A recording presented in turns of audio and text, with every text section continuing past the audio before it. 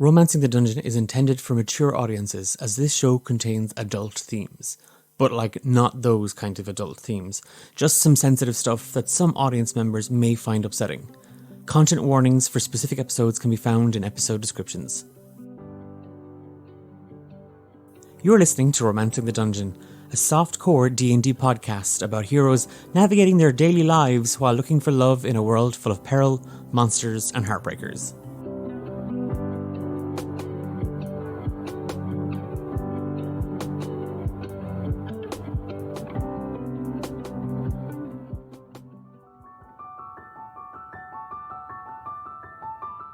It has been an eventful couple of weeks for the people of the Grove. 6 weeks ago, Clodagh Meadowmoon, the daughter of the Grove's leader, Padder Meadowmoon, returned, having left the Grove a couple of months ago. Her return has been marred by questions and ever-growing concerns about the state of the Grove and, more importantly, the wilds beyond it, the woodlands that protect those who call the Grove, the village, their home. The rot, a infestation, a scourge that has festered and taken hold of the forest and the woods, has grown rapidly and invaded aspects of this holy place that it's never reached before. Many are questioning if this is an omen. Many others are wondering if Clodagh's return is tied to it. Of course, this being a small, closed community, those questions largely go whispered. Nobody feels the right or the need to directly question Padder Meadowmoon, let alone his daughter, as to what happened in Galeshire, why she has returned. Clodagh, for the better part, has kept herself to herself, staying at home, only leaving the house in the company of her grandmother, Nana Meadowmoon. As the weeks kind of traipsed on, Padder announced that he was retiring from his role as captain of the Grove Guardians, focusing specifically on his family and his duties as the village leader. He named his replacement as Eilis.Oisin, a young Firbolg man around the same age as Clodagh, and many are quite happy. Oisin is a diligent and, if not slightly overly enthusiastic about his job as a guardian. People feel safe in his hands. The other thing that people are whispering about, talking about, is the first encounter of an individual who made their way into the Grove, having then squared off with Oisin and two other members of the Grove Guardians. A young woman by the name of Grace was somehow taken down and has spent the last 5 weeks imprisoned in a makeshift cell. Life has continued on as normal as possible for the villagers. People are looking forward to an upcoming potluck gala at the end of the week, and preparations are well underway. Long tables are being brought out of storage, bunting is being put up, decorations are being set up and on display, and there is, for all those who are going to be participating, a really good vibe about the village, one that people feel has been off for a little bit, but there seems to be kind of a return to these high spirits despite all the other unanswered questions. Life is doing what it always does. It's moving on. And as we kind of move through the week and you've all taken the time to prepare for the potluck, whatever that might be, you find yourself enthusiastically, apprehensively, cautiously heading towards the Basilica, the core of the village here in the Grove. A temple, a town hall, a meeting space, a community centre, a would-be tavern at times, a huge space in the southern end of the village where, for any sort of community event, the people of the Grove gather. And there, with your bundle of baked, cooked goods, you are making your way. Trep. Uh-huh. What are you wearing? Who am I wearing today? Who are you? Who are you wearing? Who are you wearing? There's the Joan Rivers wood outside. Who are you wearing? Who are you wearing? Who are you wearing? My daughter, she needs a job. Who are you wearing? Who are you wearing? Where are you wearing?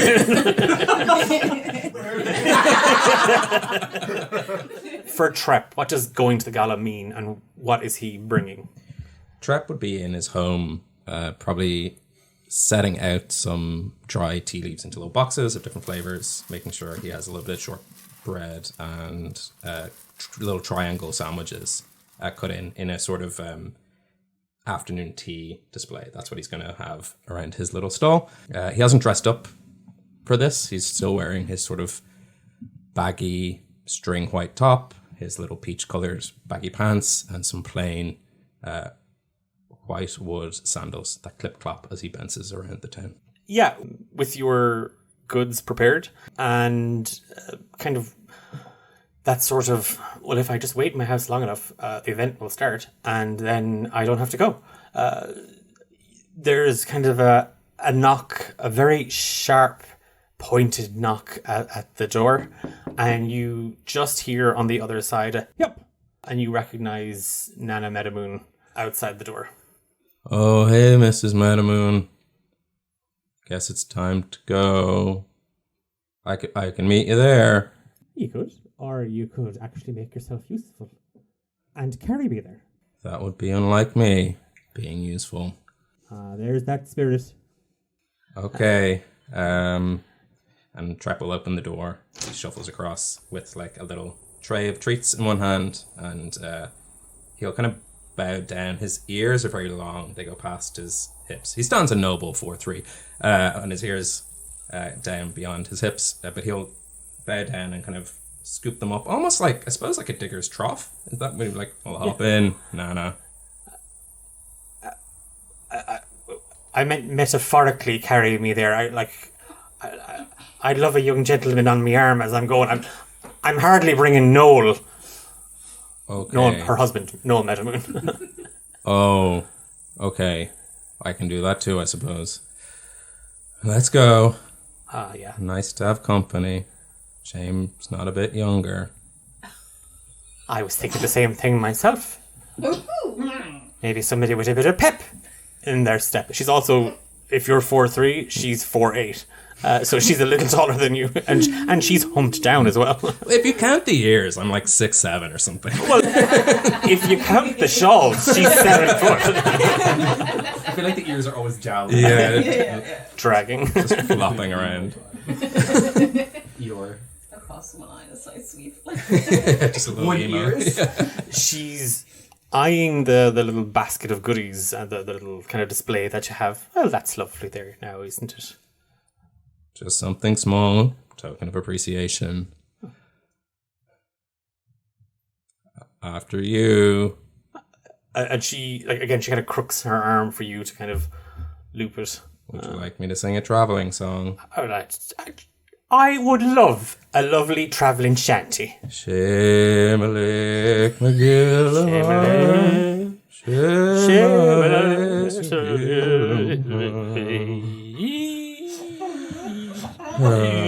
Watch your step on the Whoa! Almost dropped it. You've ruined the symmetry slightly off now. But the way the sandwiches have fallen, they're back to squares. Oh. And it's very traditional, Trep. Everyone loves a traditional sandwich at the potluck. Why do I live so far from the town? I don't know, but you're very frivolous in your decorations if you want to transport that to the potluck. It's okay, Trep, it's okay. Clodagh loves a traditional sandwich. She does? She does. Oh. Especially when it's cut into triangles and then displayed beautifully and ornately. Not like these. But I'm sure there's plenty of time for you to change and make an effort. And I'll bring the sandwiches for if you want to go back and dicky yourself up a small bit. That's probably not a bad idea. It's definitely an idea that I had that you should do. Okay, I'll see you there, Nana Meadowmoon. And if you're not, I'm sending the guards. Okay. I'm not taking responsibility for these sandwiches. DaithíTrep. And she's taking one out. And She's not taking responsibility because she's going to be eaten. yeah. I And don't know what happened. Did it dispute? Clodagh did They it. weren't traditional enough. I was mugged. It was a drive-by sandwiching. Trep, as you head back and Nana saunters towards the route, or I mean, nobody in the Grove calls it the Basilica, everyone just calls it the route. Because Splash. that's Into the river I you go fall again. through. Okay. Nana kind of takes a long, hard look kind of at the scene in front of her, and there are these huge red bulbs that only bloom at night. And as the petals sort of unfurl and just sort of coil around, they begin to kind of shimmer and glow.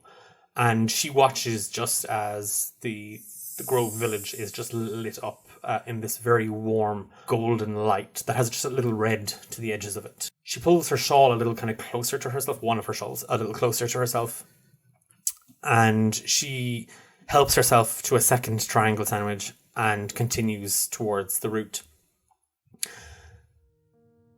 Aster, what are you doing ahead of time, and what are you bringing to the route? So Aster is in his study, in the downstairs living space of his study, putting the finishing touches on the box that he's carrying his mooncakes in. So he's... Please roll for your... Yes, as we established. Please roll, and do you have any form of cookery equipment or utensils? Okay. I mean, I have the utensils and stuff there, but I don't think I have any proficiency. Yeah, and to be fair, we did establish that you've probably filled those drawers full of scrolls and paperwork exactly. anyway. So you can give me a roll of a d20 at disadvantage. You don't get to add your proficiency. That's it too. Okay, so they smell exactly like the flowers. I think it was pansies we went with. It's you probably get less of a bang of floral aroma had you actually just inhaled the flowers.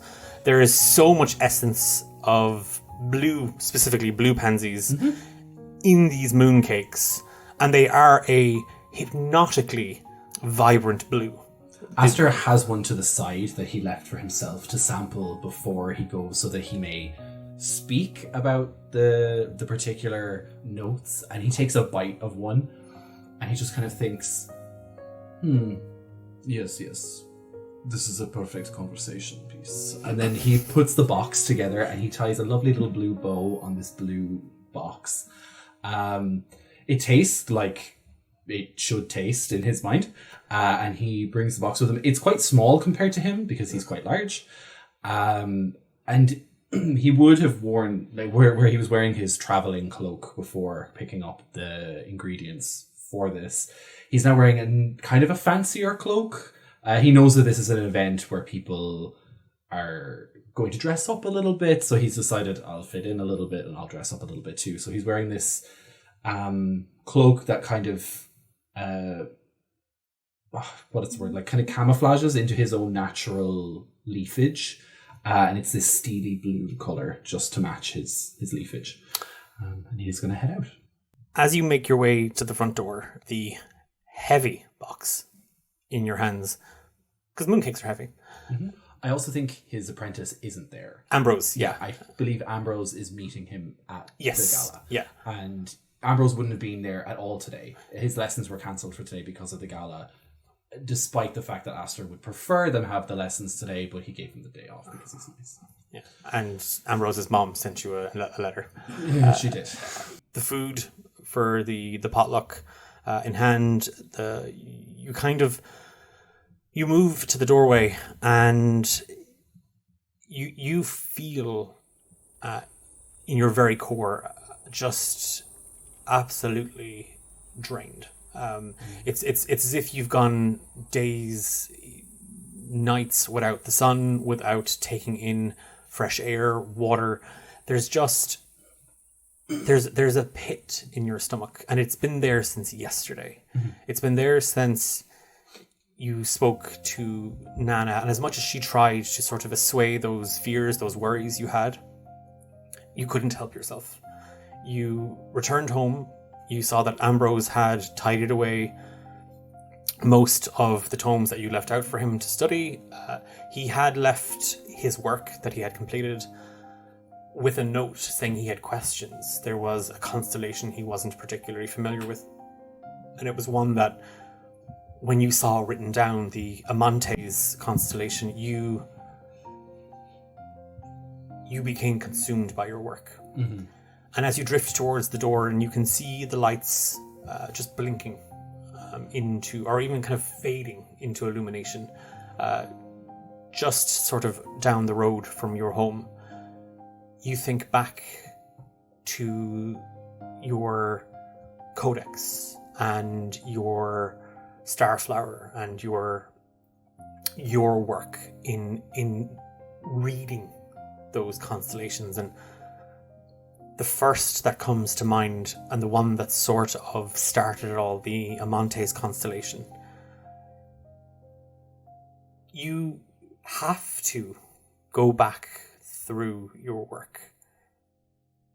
It's been a long, long time since this constellation appeared above the grove. And it's very, very strange. The Amantes is very much about being hidden. It's something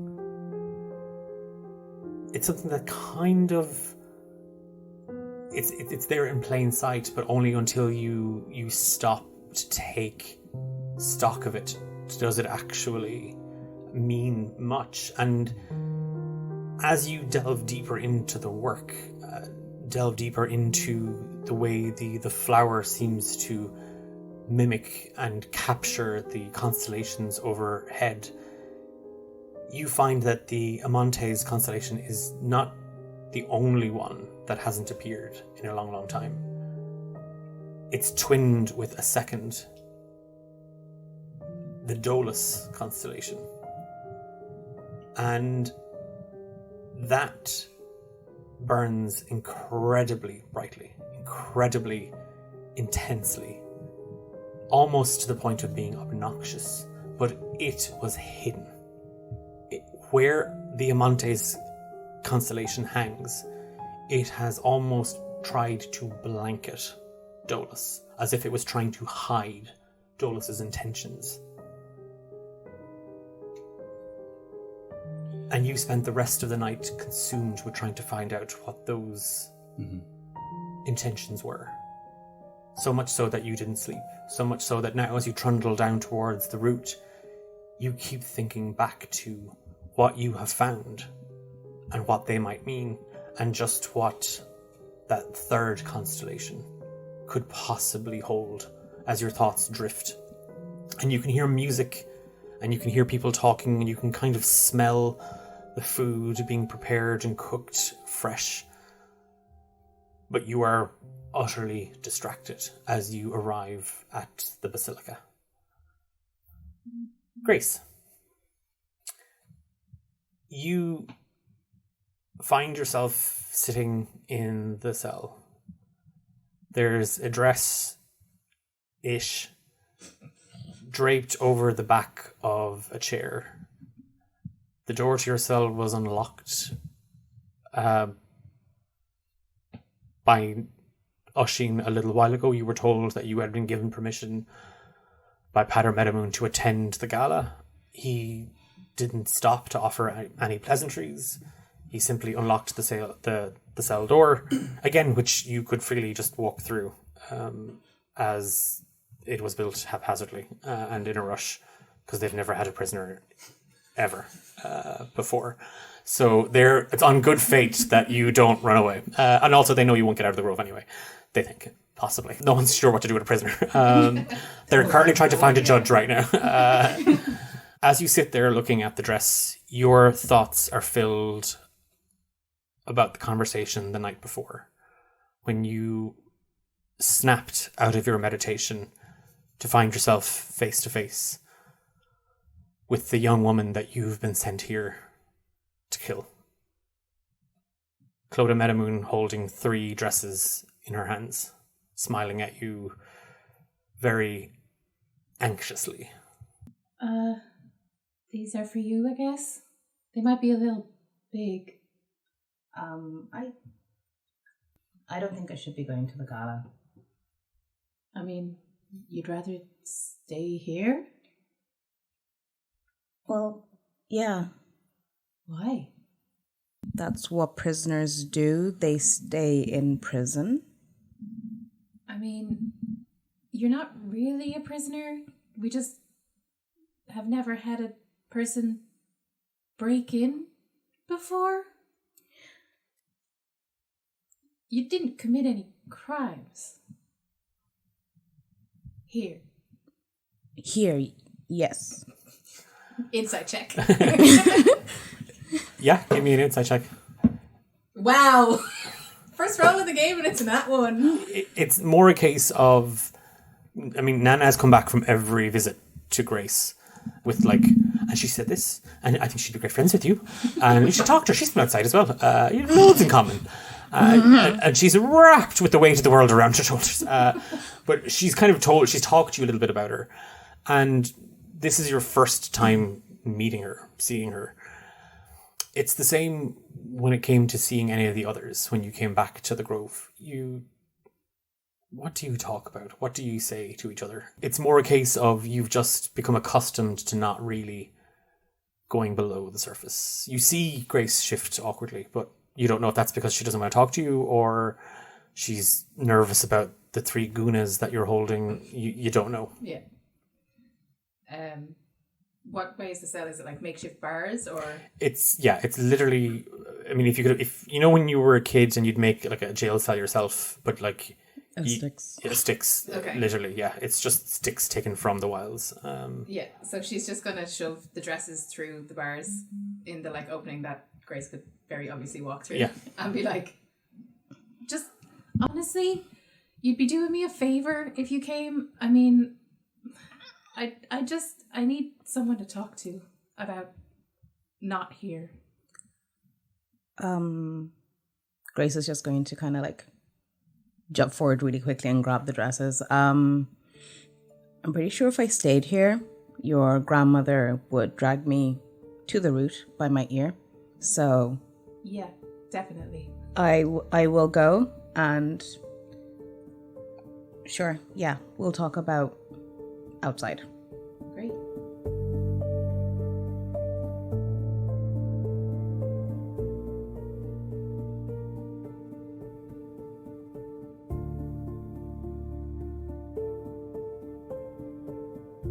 We cut back to you, Grace, sitting in the cell/room a day later. You can hear the commotion coming from the other side of the village across the river. You're staring at the dress that you selected from the 3. What does it look like? So the dress would actually be sunsetish colors. So reds, oranges, yellows. While it was fairly big, I'd never say that to Nana Meadowmoon. Grace would use some of those sashes, kind of bind it a bit tighter in places strategically. Like, Grace knows how to wear a dress. So, yes, slay. Yes, Clodagh, slay. That's what I sent you here to do.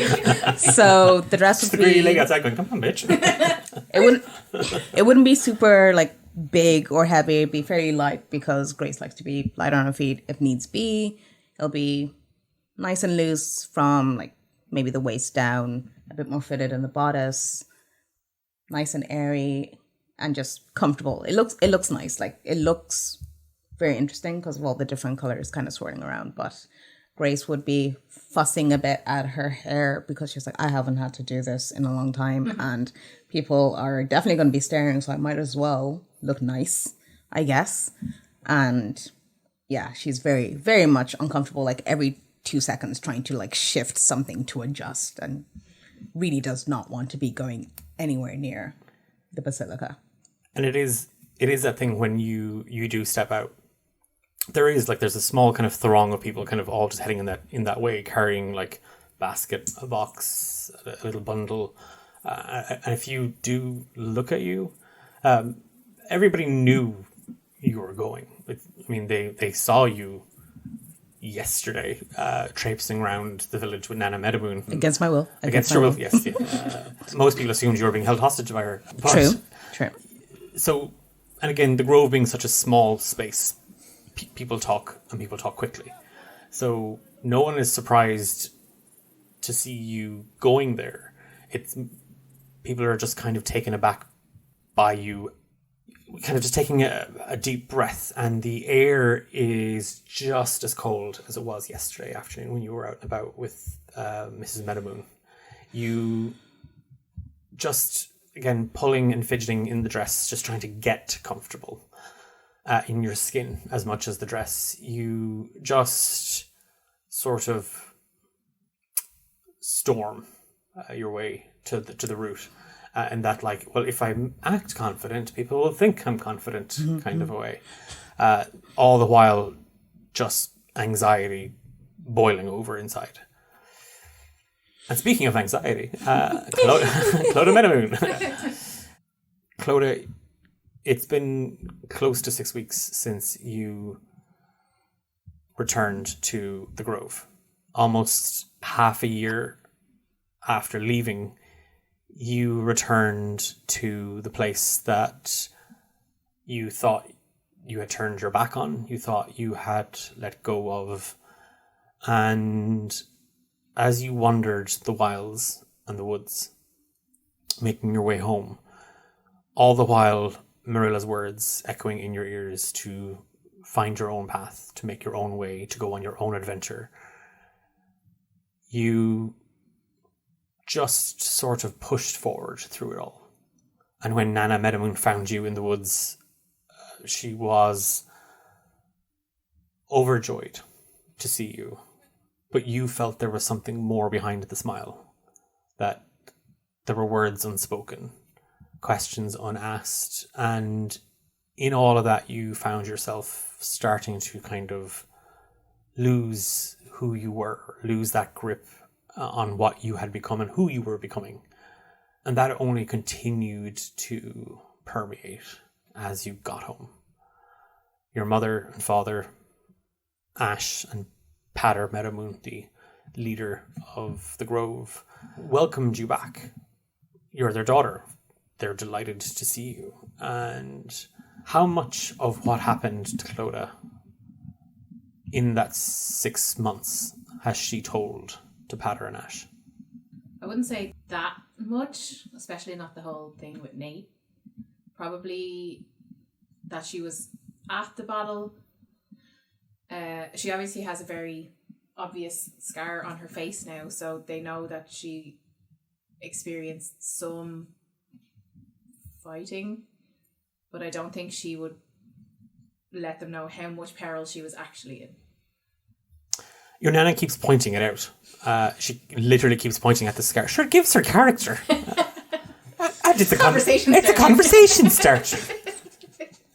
That's what Noel was saying. Well, he would have, but he's not. Your grandfather. He doesn't talk a lot. He's very quiet. He sits there about to say something. He's like, shh, no. She's tired from travelling. Poor Clodagh.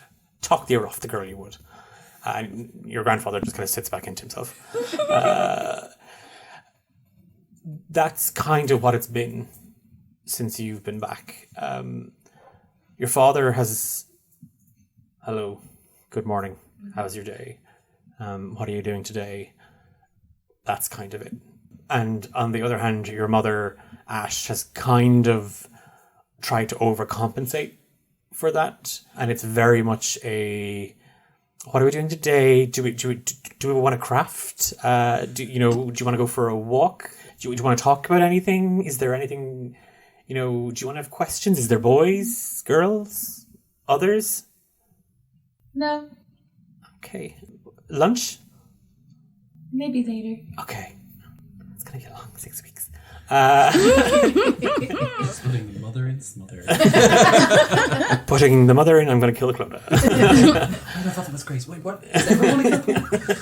Declan, mother. Same person when you think about it. Nana. Same person when you think about it. Ross Graver. Wait, hold on. Oh, she definitely wants to kill Clodagh. 100%. In all of that, there's only been kind of one sort of constant, and you've crossed paths with Oisin. You have met and avoided Aster. You've seen Trep, and he waved at you, you think, but he didn't approach. And even when you called out to him, he fell into the river. Even when your father announced that he was retiring and that Oisin was going to take over, you went to the ceremony, but you kept yourself to yourself. You would have left a lot earlier had Meadowmoon not just kind of with her hand, like literally that grip. Yeah. You've sort of just coasted the last 6 weeks, and now with nowhere to run from the potluck, give me an insight check. 14. For the last couple of days, Patter, a satyr like you, in fact, you look an awful lot like Nana Meadowmoon, like her features. You have her features, you have her height and everything, all 7 foot of her and Charles. Your father, you bring this severe side from him in that, like, he has antlers in the way that Clodagh has antlers. While you might look like Nana Meadowmoon, and by proxy your mother, you carry your father's sort of temperament. Whenever he was in a bad mood, you were in a bad mood. But that was just to kind of like emulate him and also kind of support him, because in the Meadowmoon household, he's the blow-in. There's your mother and then your grandmother and grandfather, all of which are maternal. The distance that he has kept from you the last couple of weeks is only exacerbated in the last few days. And something tells you that there's something up with him. It's not just the, oh, you're back, let's not talk about it. There's something else bothering him. And the morning of the potluck gala at the Root, you find him in his study. It's also the washroom, because your mother took it over because she needed the actual washroom for her potter classes. So his study is also now where the laundry is done. And he is mid-book. And you see him kind of like, he's just traipsing back and forth. And as you kind of go about your day, that's where every time you see him, you find him just sort of walking a path in the study. She's gonna knock at the door gently and then just be like, hi. Oh, Clodagh, how are you? I'm fine. How are you? Fine. Okay, but you're not though. Is there something you need? I think your mother has left the dress up in your room. If it's not in here, and he's like kind of looking through bundles of laundry. Did you say he was reading a book? Yeah, he's just literally flipping through a book. What are you reading? And he looks at it, and he closes it, and he puts it on a shelf. It's just stuff about the grove. It wouldn't be of interest to you. Can she see what it is? Yeah, because he's not Far away. tucked. Yeah, and he's not hidden it or anything. He's just put Yeah. it back up. It's literally the tenets of the Grove Council. So it's just kind of rules and bylaws of the town council.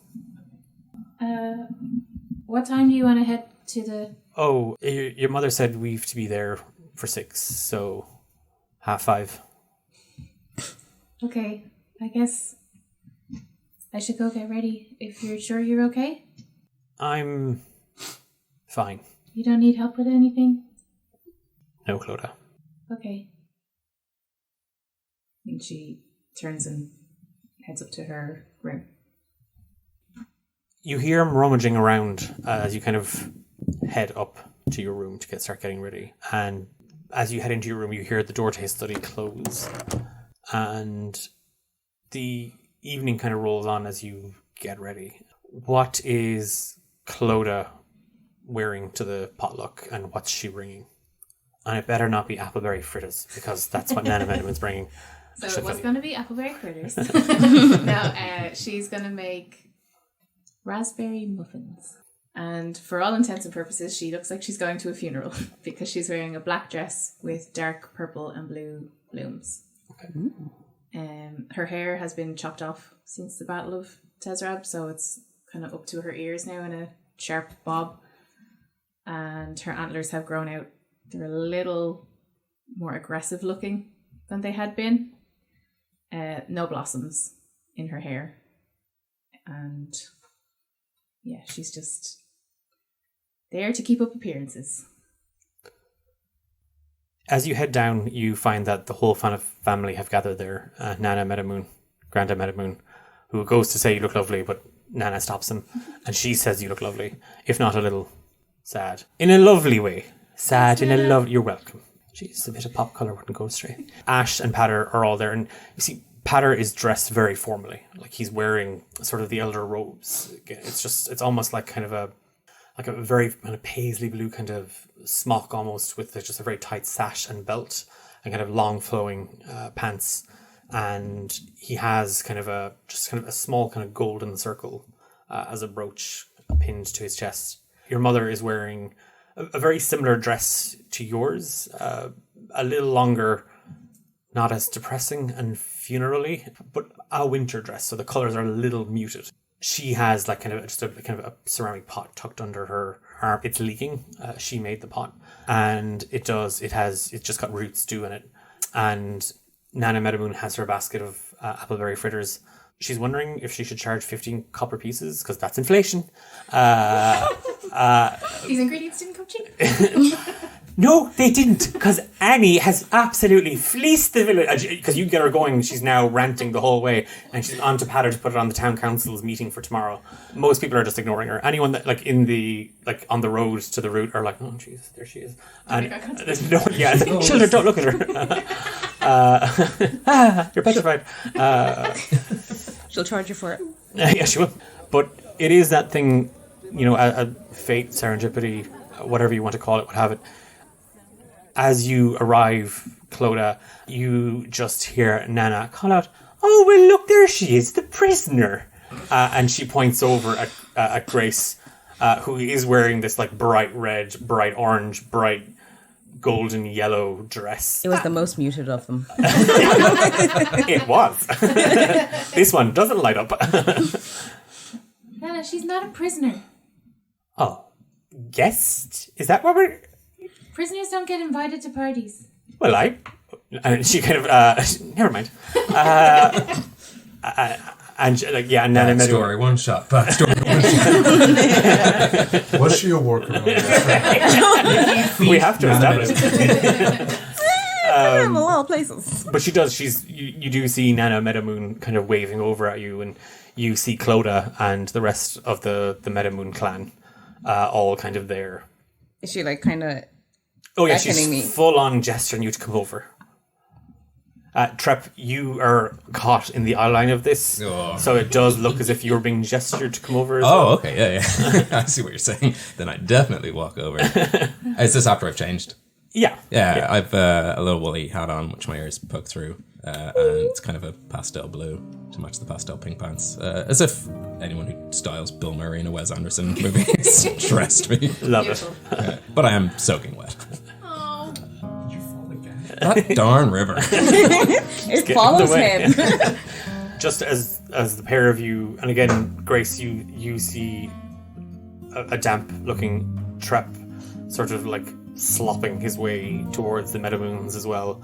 Just sort of coming up along the road, Aster, kind of lost in thought.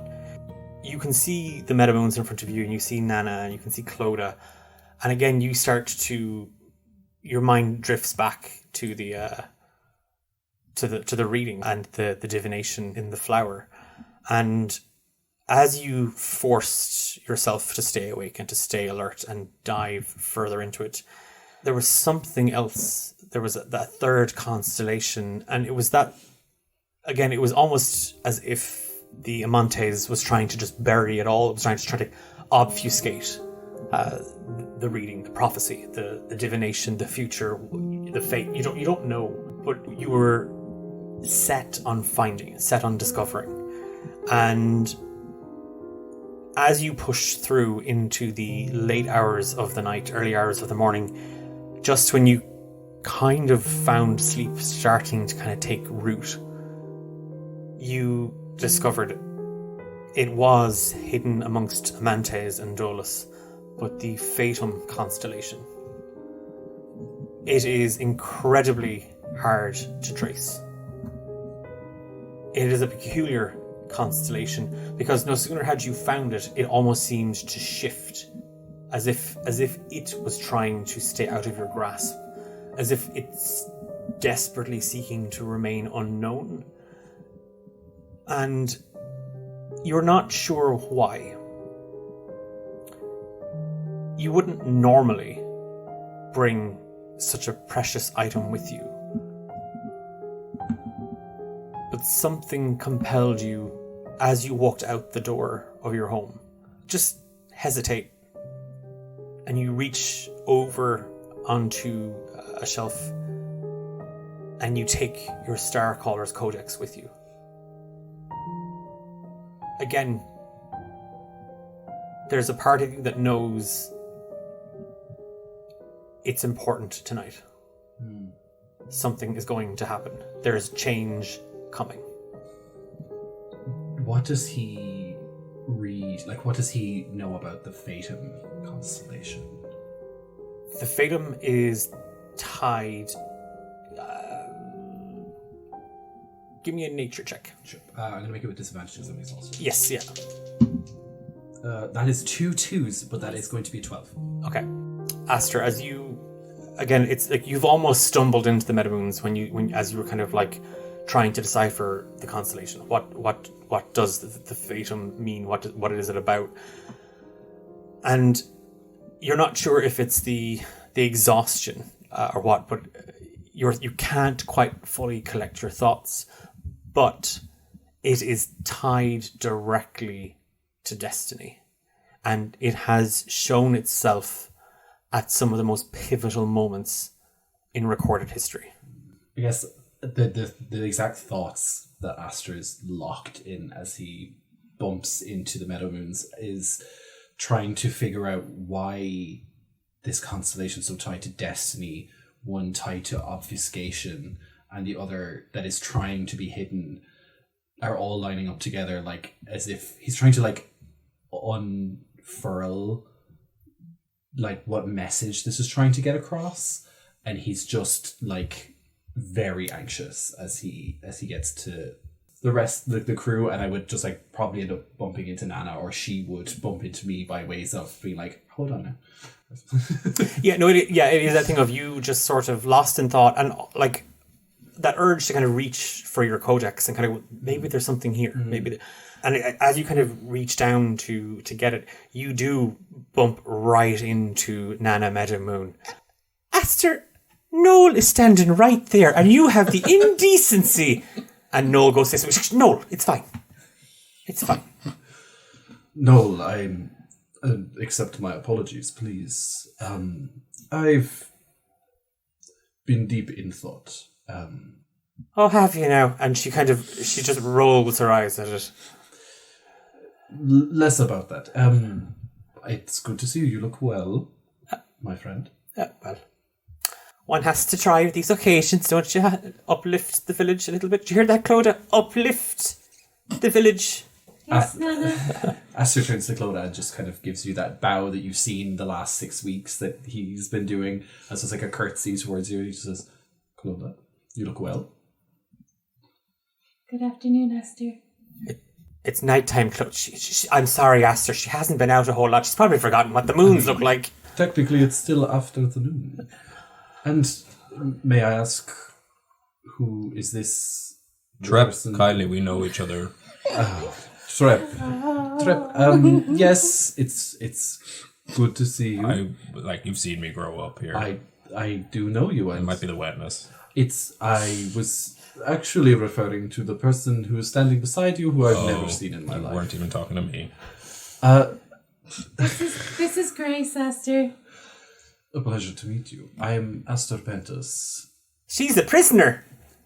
She's a guest, Nana. Oh, sorry, guest prisoner. I think Aster turns to Clodagh and kind of snidely says, "In Nana's care, both are free." Clodagh stifles a laugh. Huh? I said, "Lovely to see you, Nana, as always." What have you brought to the potluck? Oh, goodness. Aster, what are you inflicting on the people of the Grove this year? Nana! I inflict many things, usually readings, predictions, but I predict this one will be a hit this year. And I produce a beautiful velvet-wrapped blue box that's like quite large because Aster is about 7'5". So like to him it's like this kind of size. And I just hand it For the listeners, it's sort of trap sized. Is the the box is Trep. No, the box is like a quarter of a Trep. Ah, It's like, when we eat the moon like a case, foot. Kev, Oh, yeah, you can yeah. put Trep in there. About a foot. Quarter of a trap. A quarter of a Trep is about a foot. Yeah. I brought my mooncakes. oh, you did. Right, well, everybody else, I brought actually edible food. So did Trep, but some of them fell in the river. Oh. And she starts to, like, brush some crumbs off herself. Most unfortunate. Natural insight check. Yeah. Another 2, so that's going to be 9, I believe. It's okay. Nana's passive deception is like 57. Actually, infinite. She burps and there's a very strong smell of egg mayonnaise. Grace is going to start looking a bit uncomfortable because she empty-handed, and she's like, of course, it was a potluck. And just kind of look at Nana, kind of panicked, like, you did this to me. Oh, you're grand, would you stop? Nobody expects the prisoner to bring anything to the potluck. But Guests, Nana. don't guests bring things to potlucks? Yes, and that's why Not she's... in the grove. Nana. Seeing somebody 6 months jaunt around Galeshire has given them a bit of a backbone, huh? Is the Clodagh turning on your old nan now at the potluck in front of everybody to see? Making a holy show of me in front of the prisoner. Guest. Guest. Is that what they call them in Tezrab? Guests. In the jail.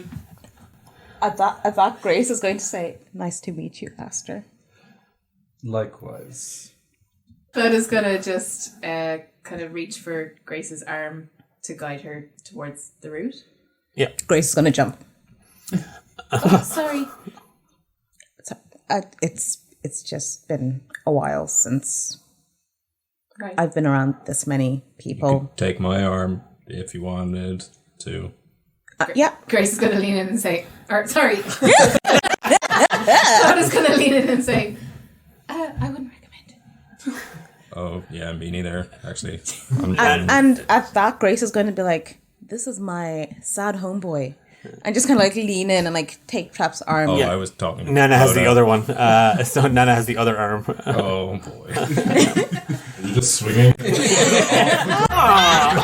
rabbit feet. Oh, barely He's a good boy.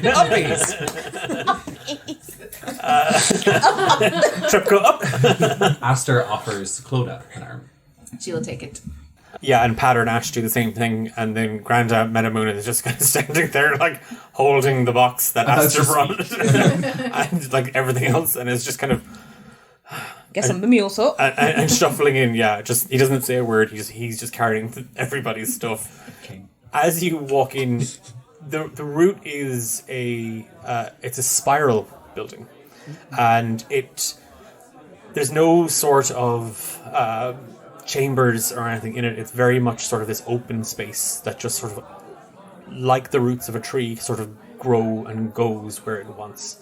And the halls are lined with tables that are covered in a mishmash of different tablecloths. Some fit perfectly, some are odd and round shaped. Nana tuts and kind of rolls her eyes at a couple of those ones. That's that Nora wine. You have no tablecloth. Slapped her upside the head. And it's that thing of like, you are putting bits, you're like, or rather Noel Meadowmoon is putting bits and pieces down on the tables as he passes. And Nana Meadowmoon is kind of looking about. You can see that there's a couple of stalls set up with like little games, and your mother Clodagh kind of looks at you and just kind of gives kind of a half a smile. I promised your father that I would, and you see that she's kind of got a small little bundle, kind of like hanging off her hip. Readings, and she moves over to a little stall and she starts to lay out a deck of tarot cards. Get your readings, and you can see that there are people already kind of, oh, Ash is doing her readings, and people are kind of flitting over to kind of take a look at what she's doing. Some of them are just kind of, there's like games.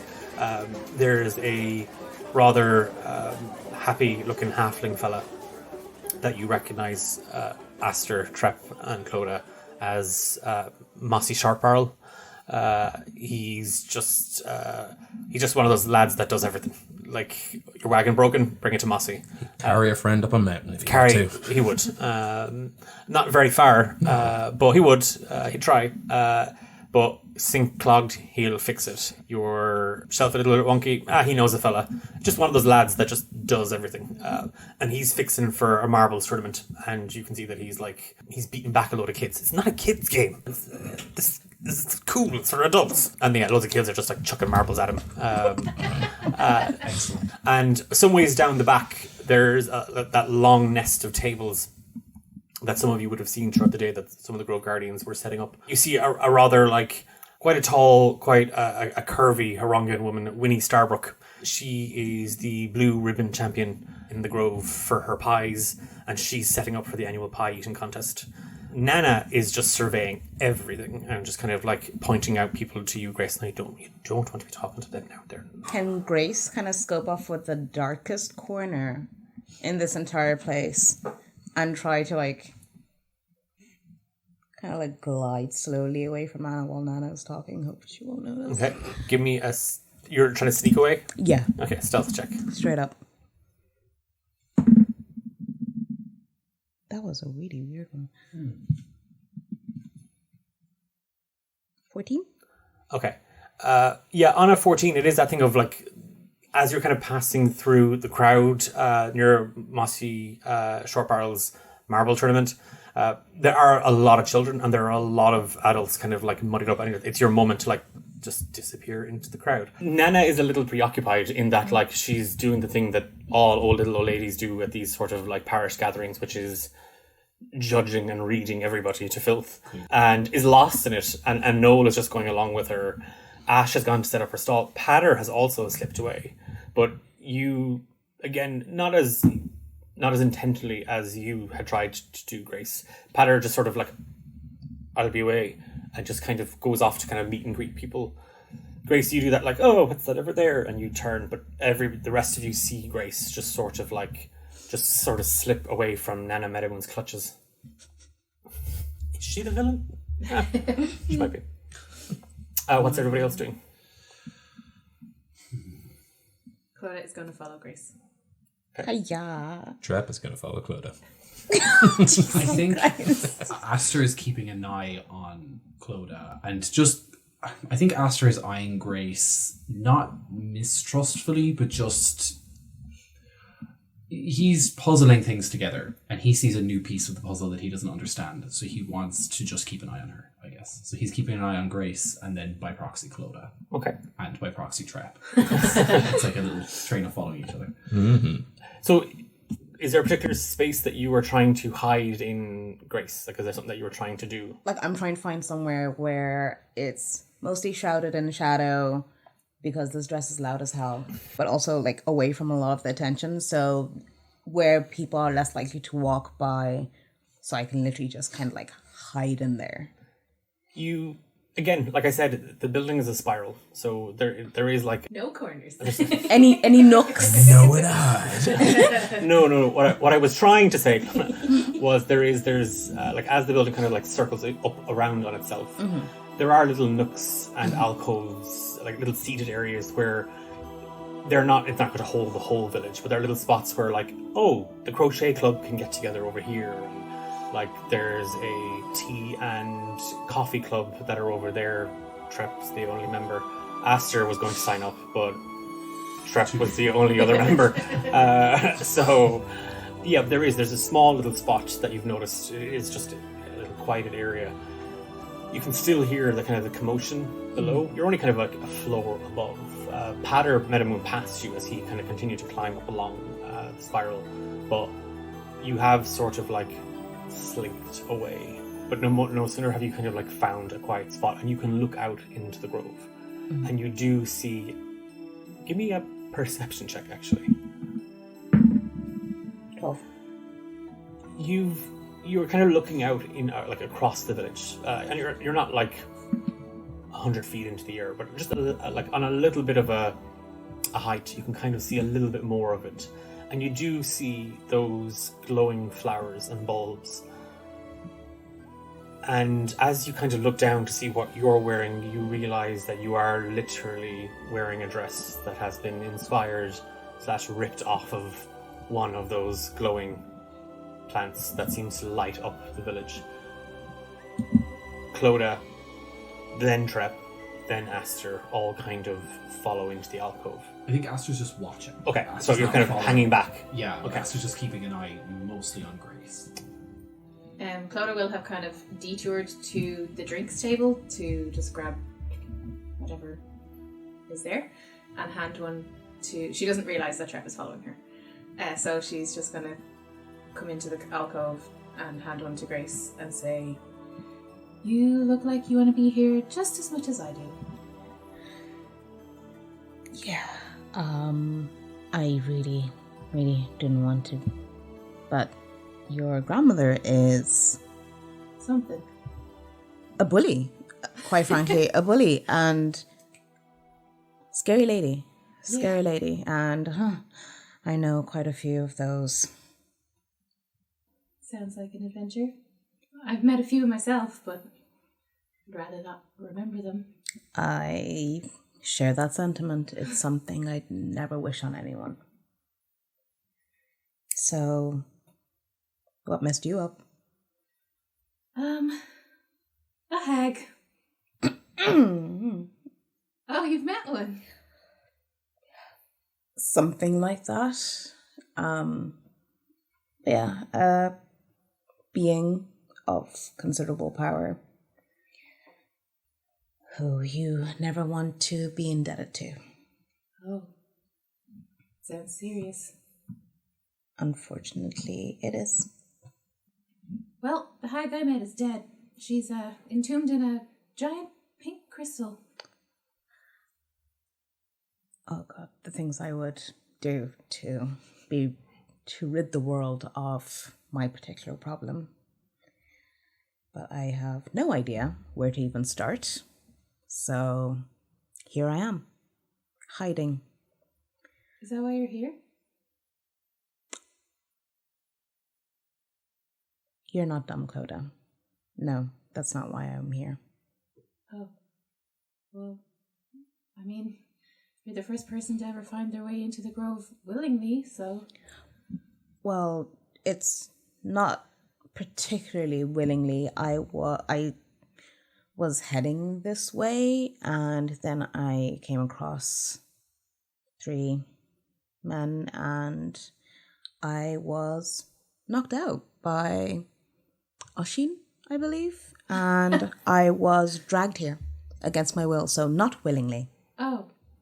Well, I'm sorry about that. He's kind of my brother and takes his job really seriously. Would you take offense if I hit him? No, definitely not. Great, okay. I've tried so many times. He's just really good. I owe him for that. What's Trep doing at this point? Oh, Standing. standing. Same thing as been doing for the last 24 years. Just standing there. Ears dragging on the ground. So mean. I would like to say Aster can read lips and has been reading Grace's this whole time, Okay. and would like to roll insight about the not willingly being here thing. He just wants to kind of get a little bit of a Yep. read on her. if Give me an possible. insight check, please. Disadvantage size. Plus, Grace is going to give you the fingers from the shadows. It's a 9. Insight this. I got a 17, which would have been a 24, and then a 2, which is a 9. So 9. It's Twos, man. I know. All of my rolls have been 2s so far. It's so annoying. Mine have most have been 10. That's so weird. Aster, as you I've also rolled. I'm here too. Aster, as you try and make sense of what's this grace. I mean, you heard the rumors of the someone coming to the Grove, being imprisoned by the captain of the Grove Guardians.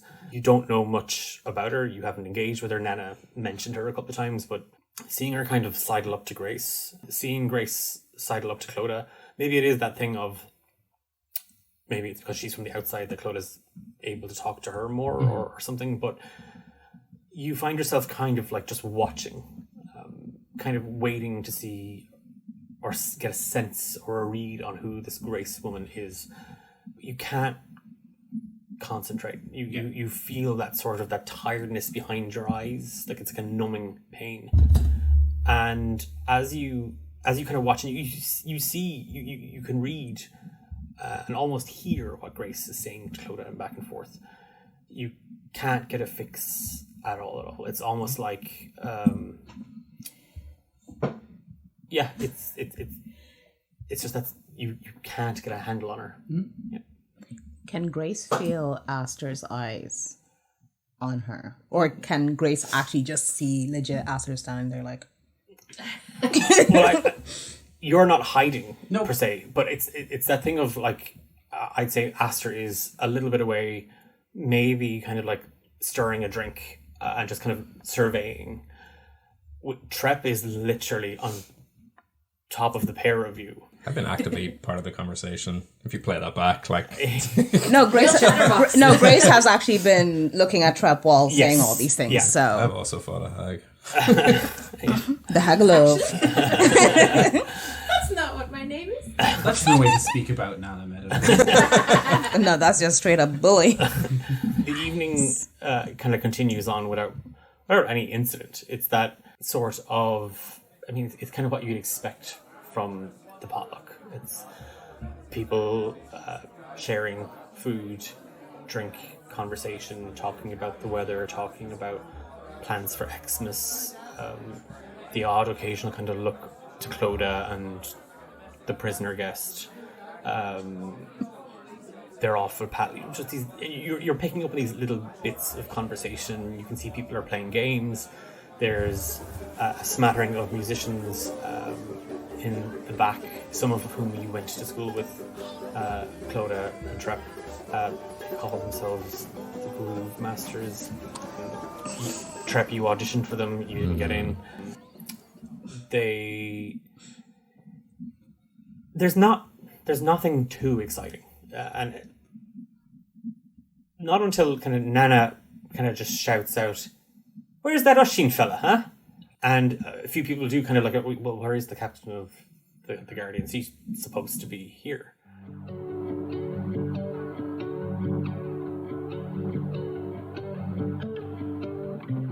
You've been listening to Grove is in the Heart, a Romancing the Dungeon special featuring Eilish, Ben, Tendai, Daithí, and Apollo. I am Declan, and I've been your Dungeon Master. It's been an interesting time getting to know all the various characters within the Grove, and I'm so excited to continue to explore this space with you.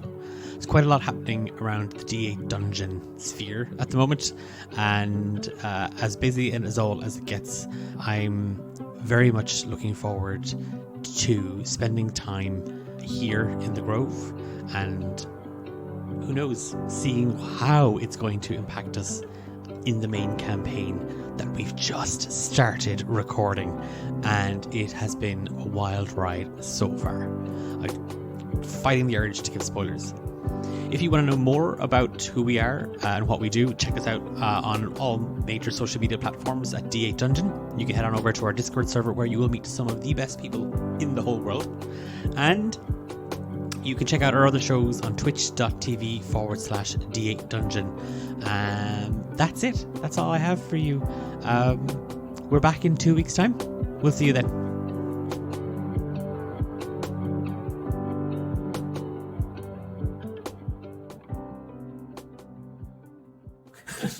What? Oh, that's why she is the way she is. That's why. Yes, that's what it is. But you're not recording, right? No, I got that. Ladies and gentlemen, we got her. Ladies and gentlemen, we got it.